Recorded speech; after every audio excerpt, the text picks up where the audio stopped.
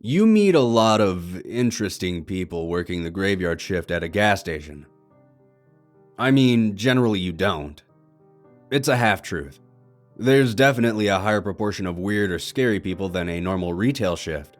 But after a couple of months on the job, you learn all the archetypes.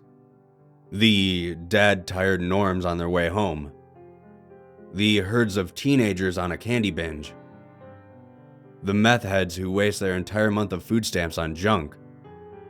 The wine moms, the 24-hour gym rats. The alcoholics on bikes because of their DUI who panhandle $2 for malt liquor. It doesn't take long to see it all, and I've been here for years. Long enough to see what I call interesting.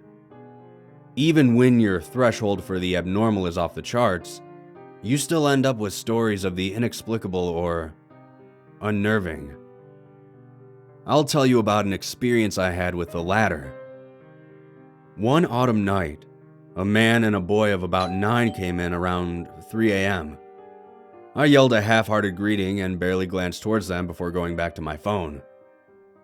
The boy made a slow, cautious walk towards the candy aisle, while the dad made a beeline towards the beer coolers.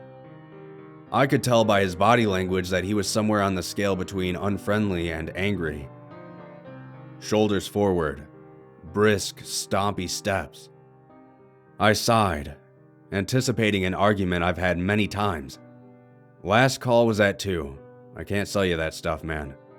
He glanced back at me and moved wordlessly down the wall, selecting a tea, and headed back to the counter. The way he was walking gave off the impression that he was going to hit me. I readied myself and tried to disarm him with a monotone, "How are you doing?" He gave me a hard stare for an uncomfortable few seconds and said, "Pack of Marlboro Reds." Relieved that he didn't start whining or bargaining about beer, I turned my back to him to grab the cigarettes, and jumped with a start when I heard him yell, "Jack, hurry up!" I turned back and looked past him to see his son at the candy aisle.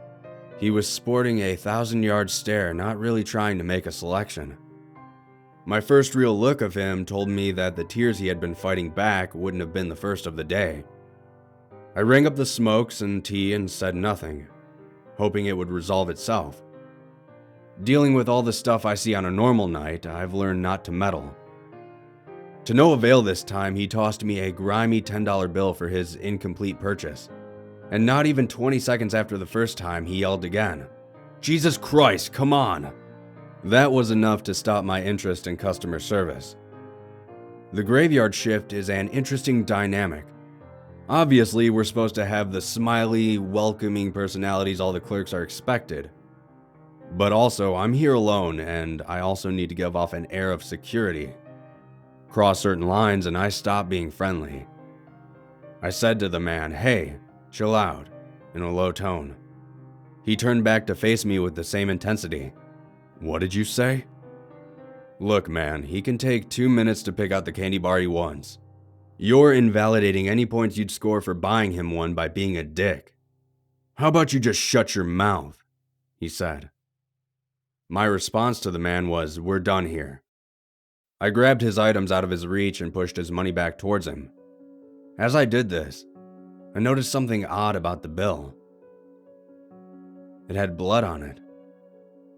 That's when I noticed his knuckles on his right hand were bleeding, caked with blood. Now I was positive this was going to get physical. I'm a solid 3 inches and probably 40 pounds larger than him, but who knows what crazy had in his pockets. Our brilliant company policy doesn't allow weapons, but I keep deterrents conveniently placed within reach. I positioned myself to grab the pry bar and told him, "I bet you and your boy would like to leave now. He can keep the candy." The man gave me the same long, unsettling stare and replied calmly, "I'll be right back." I didn't stick around to see what he had in mind. I ran and locked myself in the back office and dialed 911.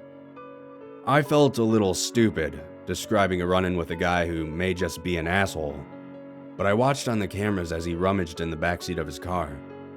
I described the car to the operator and she asked me if he had a little boy with him. Before I was even off the call with her, I began to hear sirens. A lot of sirens. It took a few days and a few conversations with the police before I had the whole story. The response had been to an Amber Alert. The man had apparently lost visitation rights to see his son, at the boy's request. Not content with a simple kidnapping, his ex-wife was found unrecognizably mutilated with a claw hammer. The wounds on his right hands were splinters from her skull. This happened a 6-hour drive away from my store, and I was the first place they stopped. Chilling as that experience was for me, I try not to dwell on what might have happened if the boy had picked a candy bar in a timely manner.